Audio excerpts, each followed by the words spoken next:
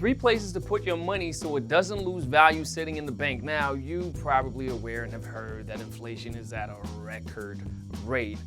Going to Mcdonald's to get your $1 coffee doesn't work anymore. It's now $1.50 or $1.69, and that is the similar type of price increase we've seen on pretty much everything since this entire COVID-19 thing started. But how do you actually grow your money in spite of that so it doesn't lose value sitting in the bank? Pretty simple, straightforward. One is S&P 500 ETFs, aka index funds. What that does is, as prices of everything goes up, so does the prices of stock, right? Everything is tied together. Everything goes up, so therefore that does too. It's kind of similar to rent. That goes up too in an inflation environment, right? So if you put it into that, your money will grow according to the growth of the economy, considering all the inflated values of everything.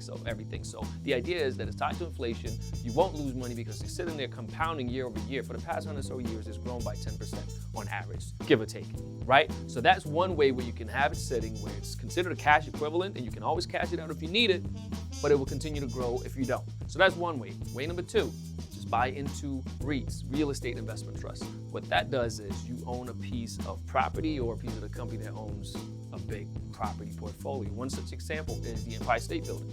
That's owned by a REIT, a real estate investment trust. So again, if rents go up, in this case it's kind of tricky because we had the lockdown and they get office rent, so that's probably a bad example. But overall, let's say something, a multifamily REIT, where rents are going up, therefore their net operating income is going up, and therefore your equity goes up in accordance with that, right? So that's one such way we can get it. And another added benefit of that is REITs by law are required to pay out 90% of their income in dividends. So you might get you might get an additional benefit to the one that protects your money from eroding due to inflation. Now the third and final one, which is innovative and it's new, but it's also kind of risky because we're still in the early innings of this particular game that is called crypto, but stablecoins, right? You may have heard of these stablecoins, these cryptocurrencies that are backed by, according to the issuer, they're backed by the US dollar, meaning that the volatility that you would get from a Bitcoin, like, oh my God, to the moon, oh my God, down to hell.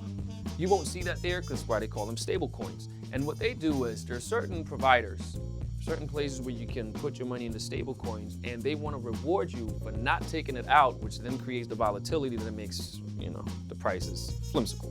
So what they do is they pay you a relatively high yield.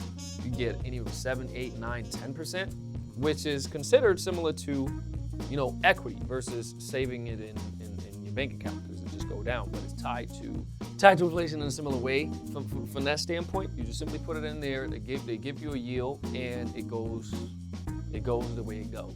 So it's a little more risky, but it's 3 ways that you can park your money where it won't lose value in theory by sitting in the bank due to inflation. Any comments, questions, drop them below.